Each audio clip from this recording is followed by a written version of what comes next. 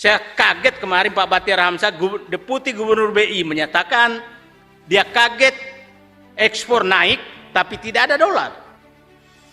Justru saya kaget Deputi Gubernur Bank Indonesia kaget. Karena harusnya dia yang mengemukakan dolar tidak kembali adalah dari sini, ini. Nah itulah Presiden Jokowi menyatakan ekspor nikel yang diserahkan ke Cina katanya naik dari 2 miliar dolar menjadi 20 miliar dolar. Tapi nggak ada yang kembali. Itu sama dengan menyerahkan tambang kita ke Cina dan diangkut ke Cina dan tidak kembali. Terus itu tepuk tangan, hebat katanya. Hebatnya di mana? Kalau hanya itu pasti lebih hebat kita semua, undang semua orang di sini ngambil, pergi sana. Nah ini semua menurut saya, otak saya nggak pernah, nggak pernah masuk akal saya. Bayangkan Deputi Gubernur Bank Indonesia, Bapak dan Ibu tahu, gaji Deputi Gubernur Bank Indonesia kira-kira dengan fasilitas yang terima, itu 500 juta per bulan. Hanya menghasilkan kaget.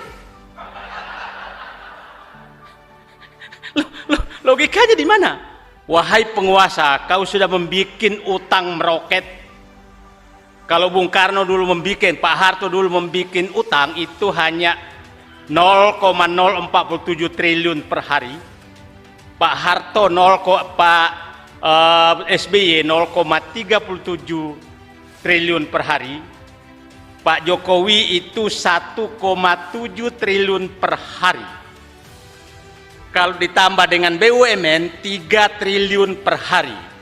Jadi kalau ada yang menyatakan negara ini makin bagus, tiap hari kita ditambah utang 3 triliun per hari. Nah, angka kemiskinan naik tapi utang bertambah. Terus uang itu kemana? Kemana uang 7.700 triliun tambah BUMN sekarang sekitar 14.000 triliun? Uang itu kemana? Masuk kantong kah? Utang ini, asal Bapak tahu, itu puncaknya nanti kira-kira di akhir pemerintahan berikutnya. Karena dia membuat utang itu jangka pendek, rata-rata 5-6 tahun.